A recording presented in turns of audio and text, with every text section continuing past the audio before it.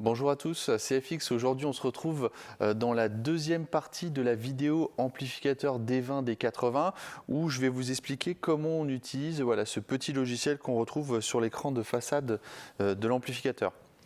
Pour que ce soit plus simple et plus visuel pour vous, je vais me connecter en web remote. Pour se connecter en web remote, il faut connecter l'amplificateur à l'ordinateur en RJ45 sur le port Ethernet de l'ampli. En l'occurrence, là, j'ai pris un D80. Pour ce faire, on va sur son navigateur, on va également aller dans le menu de l'amplificateur pour reprendre l'adresse IP, là en l'occurrence 169.254.221.74. Je la mets dans mon navigateur, j'entre et voilà, j'accède directement à l'ampli. Donc maintenant, tout ce que je vais faire sur l'écran, là on peut voir sur l'adresse IP, si je reviens au menu, voilà, ce que je fais sur mon ordinateur, c'est exactement la même chose qu'on va avoir sur l'amplificateur. C'est tout à fait transparent. On retrouve quand même des outils différents. Là, en l'occurrence, l'Edit, qui sera un menu déroulant pour certaines fonctionnalités, le plus et le moins qui correspond au mouvement de l'encodeur. Par contre, le clic, on ne le retrouve pas parce que le clic qu'on a, c'est la souris. Voilà, maintenant on est sur le navigateur où on va retrouver la page d'accueil de l'amplificateur, en l'occurrence ici un D80. Moi j'aime beaucoup cet écran parce qu'on a quelque chose de très visuel. Tout de suite on a beaucoup d'informations importantes sur l'amplificateur qui nous vient d'un coup d'œil et c'est vraiment agréable, sans parler de la navigation aussi qui est très intuitive. Qu'est-ce qu'on retrouve sur cet écran ? Déjà, on a cette petite barre verte. Cette petite barre verte, c'est un indicateur lumineux qui pourra changer de couleur, passer au orange, au rouge, également au gris, pour nous donner des informations sur l'état de l'amplificateur. Ici, on va avoir le nom de l'ampli. Par défaut, il donne le modèle de l'ampli et sa version. En dessous, on va avoir les modes d'amplificateur. Ici, on a un mix top sub, mix top sub. Dans ce petit carré, on va avoir l'ID de l'amplificateur qui sert pour la remote via R1. Là, le mode Power, enfin, on peut accéder au menu Power, voilà, et également mettre en stand-by ou en mute. Ça permet de couper la lime, de muter tous les canaux de l'amplificateur. Sur le côté, on va retrouver les entrées en analogique et ici en digital. On peut voir que le canal 1 et 2, et ici en digital 3, 4 sont activés. Ici, on va retrouver les 4 canaux. Donc on est en mix top sub, donc ici on a forcément une tête et un sub. Alors ici il y a marqué Y7P, mais ça correspond au nom du canal, ça ne correspond pas au nom du preset. Le preset on le retrouve ici, sur le bouton mute, on voit canal A, Y7P. Il ne faut pas, voilà, si on récupère un ampli avec une configuration un peu particulière, ce n'est pas le preset qu'on voit là. On voit l'input, le filtrage et là le délai. Après on verra quand on active toutes les fonctionnalités comment ça arrive là sur l'affichage. Ici on a également un autre indicateur lumineux là qui est gris parce qu'il n'y a pas de signal qui rentre, il n'y a pas de signal qui sort, mais voilà, qui change de couleur en rouge, en jaune et en vert en fonction de ce qui se passe sur la sortie de l'amplificateur. Je vais vous montrer le power. Le power, comme je vous disais, ça permet de couper le bloc d'alimentation de l'ampli. On passe grosso modo d'une consommation d'à peu près 200 watts à 10 watts. Donc, hop, je passe en mode standby. Voilà, ma petite barre est passée grise. Et là, j'ai une alerte sur l'amplificateur. Je vais le rallumer.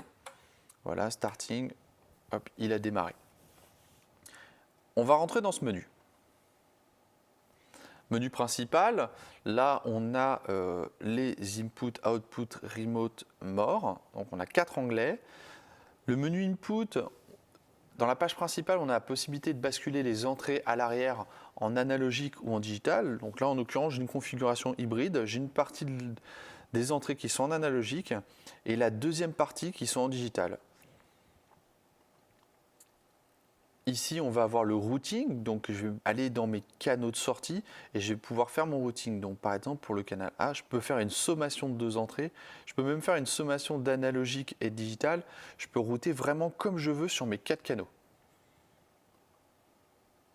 Et ici, après, on va voir l'input setting où on retrouve tout un tas de fonctionnalités, l'input monitor, input gain, le fallback pour secourir les entrées et l'override pour avoir la ligne de secours pour les messages d'alerte qui prend la priorité.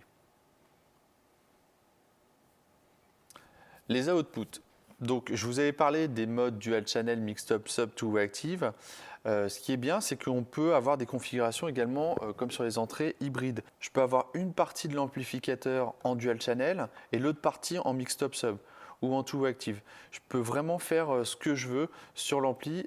Ça, c'est quand même bien de ne pas avoir des configs figés, de pouvoir vraiment tout faire sur un ampli.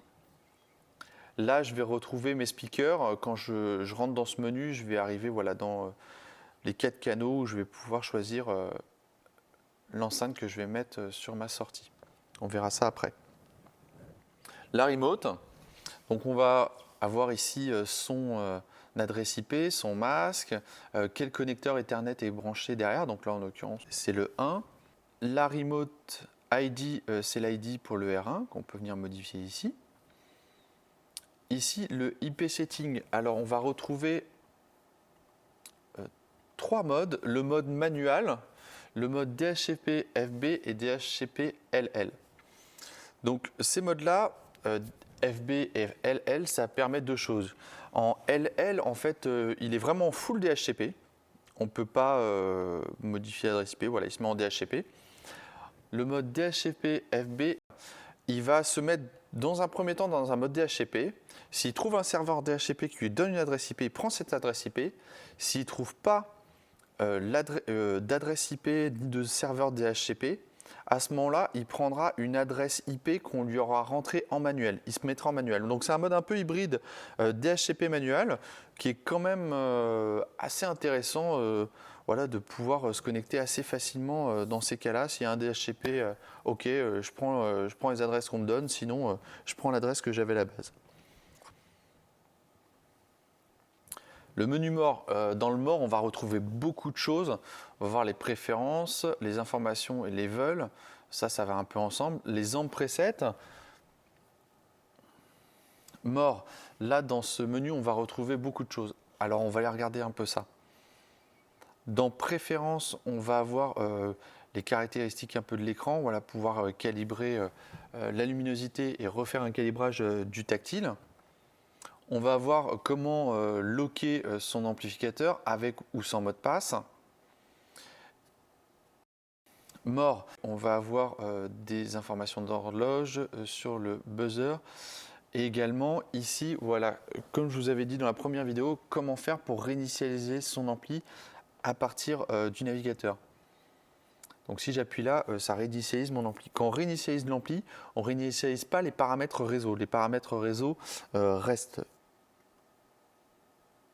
On revient sur la page mort. On va aller dans les informations. Informations, là, ça va être toutes les datas sur l'ampli, la version, son numéro de série, voilà, les numéros de série, les versions, toutes ces choses-là.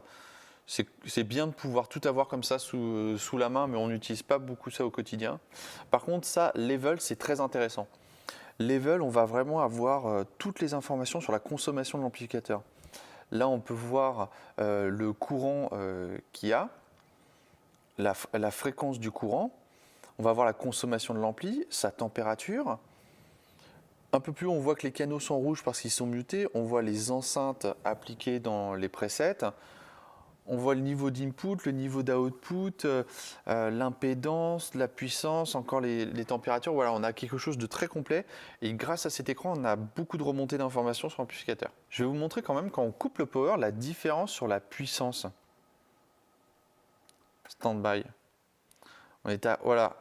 Là, la consommation vraiment s'écroule. Bon, là, il nous affiche 0 watts. Je pense qu'on consomme quand même à peu près 10 watts sur la documentation. Il me semble que c'est 9 de puissance. Mais voilà, la consommation s'est vraiment écroulée. C'est vraiment intéressant d'avoir ce genre de mode. Le main current limiter, ça permet de calibrer ou de brider l'ampli pour éviter qu'il fasse disjoncter un disjoncteur qu'on peut avoir en amont qui n'est pas assez puissant par rapport à l'ampli. L'amp preset, comme je vous disais, ça permet de créer des presets de configuration. Si on va venir mettre son nom, on va mettre le numéro de preset, donc on a droit à 9 presets dans cet amplificateur qu'on peut paramétrer. On vient juste faire un store, on enregistre sa configuration et puis quand on a eu des modifications, qu'on réinitie son ampli, ça reste dans l'amplificateur. On vient dans la librairie et on fait un recall de sa configuration. Ça, c'est vraiment pratique. Quand on sait qu'on a des configs un peu récurrentes, quand on a des kits qui sortent, on sait qu'on peut les préparer propres. Quand on arrive sur les prestats, on réinitialise, on réinjecte la config, voilà, on sait qu'on a quelque chose de propre. Le scope, c'est un outil de surveillance de la tension. Voilà, c'est assez complet, mais je vous avoue que moi, je ne l'ai jamais utilisé. L'auto standby wake up, dedans on a les paramètres pour pouvoir mettre l'amplificateur en mode standby, moins consommé. Voilà, on peut régler en fonction des inputs avec un threshold, un temps et différents modes. Et puis bien sûr, comme je vous ai dit, les jeux. Donc là, je ne peux pas vous les montrer dans le navigateur parce qu'il faut être sur l'écran pour pouvoir jouer, mais on voit qu'on a 4 jeux sur lesquels on peut jouer. Ça, c'est la seule chose. Je pense que graphiquement, il ne peut pas suivre en web remote ce genre de choses. C'est pour ça que ça ne fonctionne pas. Dernière chose, ici, on peut venir éditer le nom de l'ampli. On n'oublie pas, une fois qu'on a fait ces modifications, de valider. On va revenir à l'accueil. Pour ça, on appuie sur la petite maison. Maintenant, on va aller dans les canaux. Donc, j'ouvre un canal. Voilà, ça, j'adore. J'ai ouvert le canal. Tout de suite, j'ai quelque chose de très visuel. Je vois que j'ai mon cut qui est on, le HFA qui est off, le CPL qui est off. J'ai mes levels, EQ, délai off. Voilà, je vois mon routing, le preset d'enceinte qui est appliqué, je le vois là dans speaker, mais je le vois également là sur le canal. Je vois que je suis dans le A, qu'il est muté. Ah, ça, j'adore. On a vraiment quelque chose d'agréable pour travailler. Donc, comme je vous disais, qu'on vient sélectionner une enceinte, DNB a pré-réglé des filtres, 2 ou 3 selon les enceintes, différents.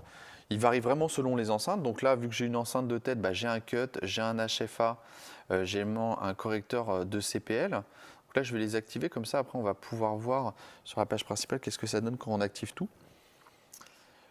Le niveau. Ici, on a l'EQ, le délai. Donc quand je rentre dans l'EQ, je rappelle, voilà, on a 2 équaliseurs de 16 bandes chacun. Je peux venir dans l'édit.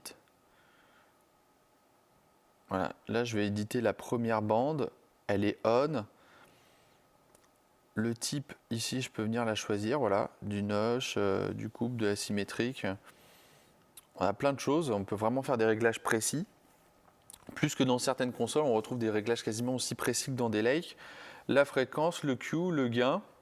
On retrouve également l'octave. On peut clearer la bande si on a besoin. Voilà. Toujours bien pour revenir à des états. Je vais quand même en mettre un petit ici, juste pour pouvoir voir après sur l'accueil principal qu'est-ce que ça donne. Donc voilà, j'ai creusé un peu. Je reviens en arrière avec la petite flèche. En plus, on peut faire des copies, des clears, des collés pour si on veut l'appliquer sur d'autres enceintes, c'est pratique ça.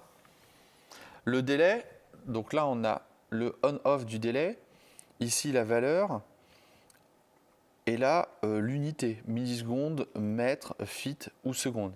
Je rappelle que sur cet ampli, on peut quand même aller jusqu'à 10 secondes de délai, soit plus de 3 km.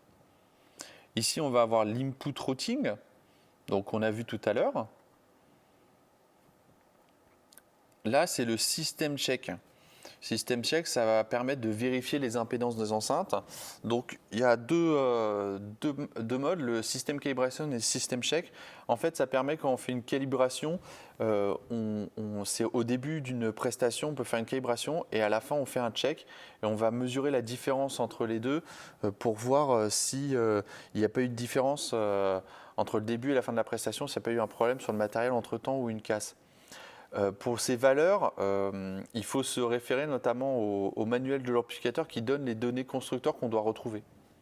Donc là, par exemple, j'ai rien de branché derrière, je vais faire... Voilà, là, en l'occurrence, il me dit non, ça ne marche pas parce que tu as muté ton canal. Donc, déjà, il faut le démuter. Je recommence. Là, j'ai rien de branché derrière l'ampli, donc normalement, il va me mettre une erreur. Déjà, ça permet de savoir si, voilà, current too low. Donc, effectivement, il dit qu'il a un problème. Donc, il a une erreur. On va voir maintenant, quand on a une enceinte branchée, qu'est-ce que ça donne. Donc, je fais Start Calibration. Donc c'est une manipulation qui prend un peu de temps. L'amplificateur va envoyer des sinusoïdes dans l'enceinte. On peut même l'entendre, c'est très faible, moi je l'entends à côté de moi. Et il va mesurer la remontée d'informations de l'enceinte. Voilà, donc là, il marque la date de la calibration et on voit les données en impédance qui sont données. Donc après, on se réfère à la brochure pour regarder si c'est cohérent. Mais en tout cas, on n'a pas de message d'alerte. Donc ça, c'est bon signe. Ici, on a le menu pour venir choisir son enceinte. On a donc deux façons de rechercher une enceinte. Ce qui est plus pratique quand même, c'est de en fait isoler sa série. Et puis après, ici, venir la sélectionner. Ou sinon, d'être directement dans toutes les séries. Et là, on va vraiment naviguer dans toute la librairie. Donc dans la navigation dans l'ampli, ça se fait avec la petite molette. Et une fois qu'on a choisi, on n'a plus qu'à venir faire OK à valider l'enceinte. En bas de ce menu, on retrouve deux choses, l'array processing, donc ça c'est une fonction qu'on utilise avec le R1. Donc on n'y a pas accès comme ça parce qu'il faut obligatoirement le R1 pour utiliser l'array processing. Par contre, on a accès au menu load match où on va pouvoir mettre le nombre de cabinets qu'on a branchés, la longueur de câble et la section du câble pour travailler sur la compensation de câble.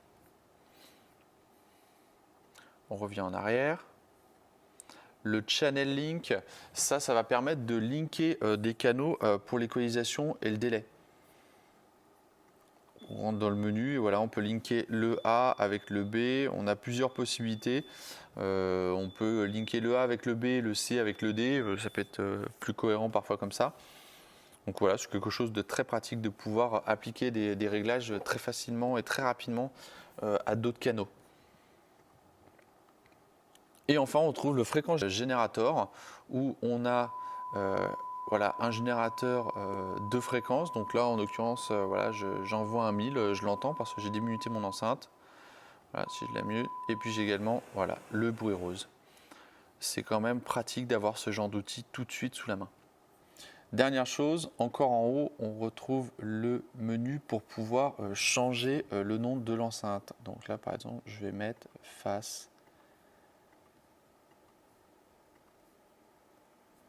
avec une majuscule L. Je valide. Je vais revenir à l'accueil. Maintenant qu'on a appliqué plein de choses dans le canal, on retrouve tout ce qu'on a fait, enfin du moins beaucoup d'informations sur cet encadré qui nous parle des presets appliqués au canal A. Donc on voit que je l'ai renommé, il s'appelle maintenant face L. Son input, c'est l'input analogique 1. On lui a appliqué après en filtrage un cut, un HFA. C+, ça veut dire qu'on a appliqué un CPL de plus de dB. Il a 10 millisecondes de délai et il y a l'équalisation qui est activée. On voit là son niveau. Et puis enfin, Channel A, le canal est démuté et c'est un preset d'Y7P qui est appliqué. Donc voilà, moi j'aime beaucoup cet amplificateur parce que voilà, on a fait des choses très facilement et visuellement, on sait tout de suite qu'est-ce qu'il y a. Voilà, ah, tu as mis un cut, ah oui, il y a le délai, tu es sûr du délai. Un coup d'œil, tout de suite on a l'information. Donc voilà, c'est vraiment agréable d'avoir fait un logiciel comme celui-là avec une utilisation aussi simple et intuitive. Cette vidéo sur l'amplificateur D20, D80 est maintenant terminée. On a pu voir beaucoup de choses dans ces deux vidéos. Le hardware, le menu, on peut voir quand même que cet ampli est très complet, facile d'utilisation, a beaucoup de fonctionnalités.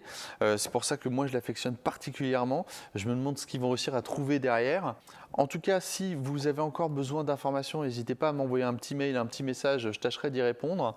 Sinon, n'hésitez pas à aller sur le site de DNB sur lequel vous pourrez retrouver toutes les documentations que vous pouvez avoir besoin. En tout cas, j'espère vous retrouver dans une prochaine vidéo. À très bientôt. Au revoir.